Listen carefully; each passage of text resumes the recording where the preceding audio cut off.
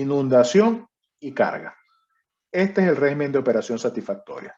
En esa zona, los flujos de gas cambian muy poco. La caída de presión sí cambia significativamente. ¿Cómo cambiamos esa caída de presión? En primera instancia, modificando el tipo del empaque. ¿Ok? Ahora nos hacemos la segunda pregunta. Bueno, ¿cómo calculo esta caída de presión? Pues, ¿cómo determino a partir de un empaque la caída de presión? Es lo que queremos hacer. O sea, seleccionamos el empaque y quiero ver entonces cómo calculo la caída de presión. ¿Cómo calculo la caída de presión en esta zona, en la zona de inundación? ¿Cómo ha caído la caída de presión en la zona donde va a operar el empaque? Entonces, ahí es donde encontramos una serie de correlaciones, ¿ok? Para calcular las caídas de presión. Una de las primeras correlaciones que vamos a encontrar es la correlación, por ejemplo, de Levar y Ecker. Entonces, esa correlación, la de Levar y Ecker, nos permite determinar cuál es la velocidad del gas en el punto de inundación. ¿Cuál es la velocidad del gas en el punto de inundación? Y vuelvo otra vez a esta diapositiva. O sea, en pocas palabras, esa correlación de Levar y Ecker nos permite determinar, bueno, en este punto de inundación, ¿cuál es la velocidad del gas? ¿Ok? Entonces, esa correlación depende de varios parámetros. Depende de una función, del parámetro de flujo, de la densidad del gas, de la densidad del líquido, de la viscosidad que tiene el líquido y de esta función que encontramos acá, que es una función del parámetro de flujo. Esta función que encontramos acá, phi, es una relación entre la densidad del agua y el factor de empaquetamiento. ¿Ok? Fíjense que aquí encontramos lo que son líneas de inundación. Entonces aquí tenemos la línea a la cual tiene lugar la inundación. Es decir, que con esta línea yo puedo determinar lo que es el punto Y. Y luego de esa línea voy a encontrar diferentes relaciones que me van a indicar cómo es la inundación con respecto a otros puntos. Es decir, cómo es la caída de presión medida en términos de pulgadas de agua por altura de empaque. Es decir, estas líneas que vemos acá lo que nos representan es delta P entre delta Z. ¿Qué sucede? Bueno, determinando este parámetro, determinando este otro parámetro, podemos identificar entonces cuál es la caída de presión que vamos a tener bajo una circunstancia dada. Generalmente esta correlación es bastante anticuada, ¿ok? Vamos a decirlo así, es una correlación que realmente se utiliza muy poco, pero que sigue en uso, sino que más recientemente, y cuando digo recientemente estoy hablando tal vez de 30, 40 años, teniendo en cuenta que los procesos de destilación pasan de los 60 años, encontramos lo que es la correlación de Mahani. ¿Ok? ¿Qué es esta correlación de Mahani? Es una correlación que nos permite determinar la caída de presión en el punto de inundación y en un punto dado de operación. Entonces, esto es la representación gráfica de estas ecuaciones que encontramos de este lado derecho. ¿Okay? Lo que quiero es que veamos otra vez. Es una relación de dos parámetros, un parámetro de flujo y un parámetro donde está la velocidad de gas. Es función de una inundación aproximada, donde aquí tenemos la línea de inundación y luego tenemos las líneas de delta P. ¿Ok? Delta P por Z, por altura de empaque como tal. Esta correlación es muy fácil de trabajar, en el sentido de que, bueno, fíjense acá. Vamos a empezar por este punto que está aquí.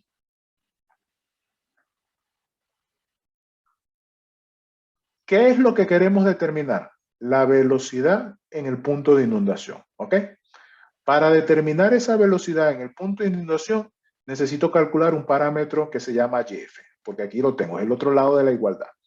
Para calcular ese parámetro YF, necesito calcular un parámetro X. Y aquí tengo la ecuación de X. X que es flujo másico de líquido, de gas, densidad de gas y de líquido. Es decir, un parámetro de flujo.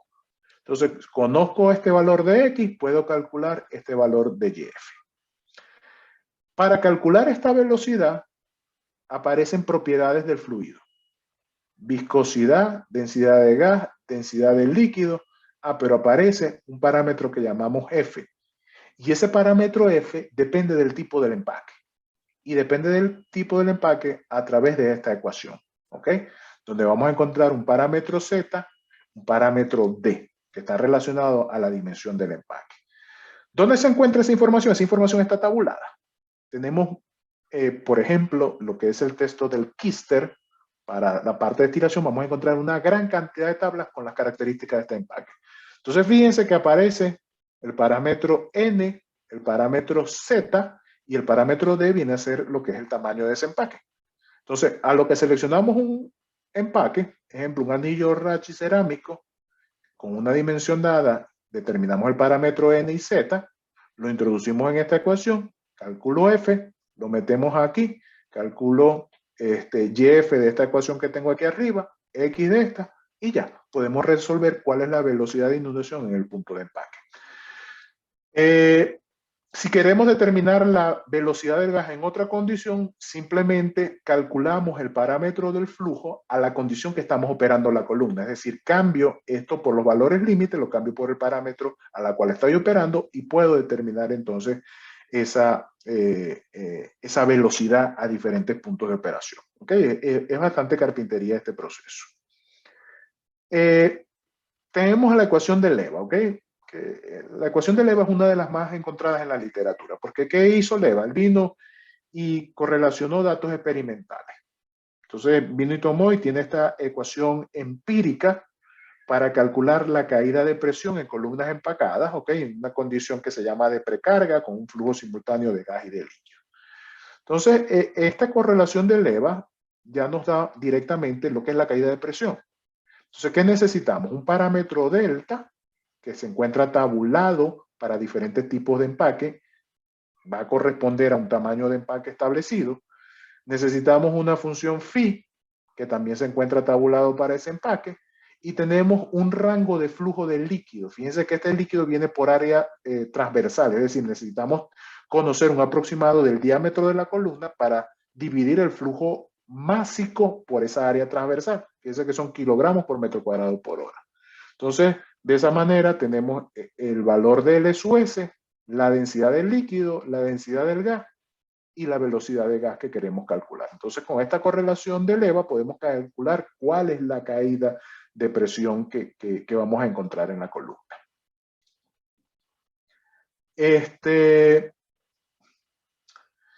Vamos al punto. ¿Cómo determinamos el diámetro de la columna? Que nos quedan 10 minutos de clase, ¿ok?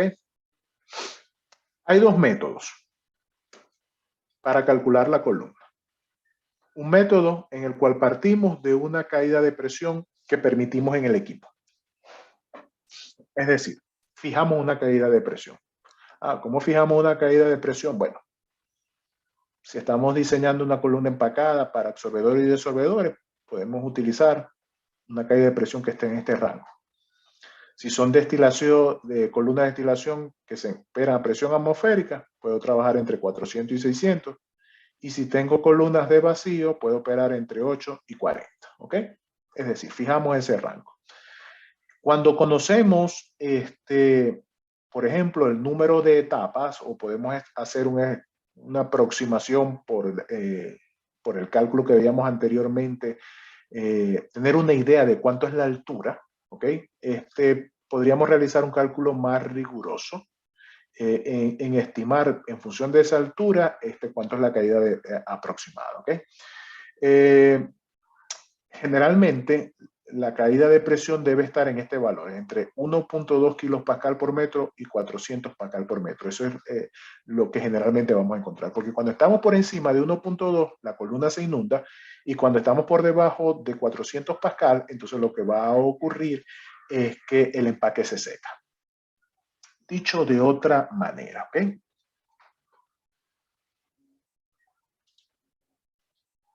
Lo que les estoy diciendo con esa heurística es que este punto que está acá va a estar alrededor de 1.2 kilopascal por metro y que este punto debería estar a 400 pascal por metro. Es decir, entre ese rango deberíamos de encontrar la zona de operación ideal para la columna, ¿ok? Es lo que generalmente encontramos cuando diseñamos este tipo de proceso.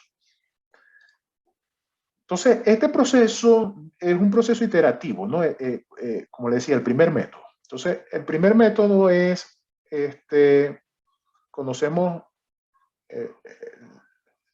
la relación de líquido y gas que hay en la columna, es decir, tenemos el balance de materia del equipo, seleccionamos un empaque. Nos vamos a las tablas de empaques y aleatoriamente digo, bueno, voy a empezar con un anillo Ratchet. Fijo un delta P. ¿En función de qué? De estos criterios. Al fijar delta P, de las ecuaciones anteriores que habíamos visto, calculamos S. Voy a Mahani o me voy a Leva y calculo el flujo de gas para esa caída de presión que fijé. Calculamos el diámetro de la columna. Otra vez, cuando ya tengo el flujo de gas, vuelvo otra vez. Caudal de gas es igual al flujo de gas por el área transversal.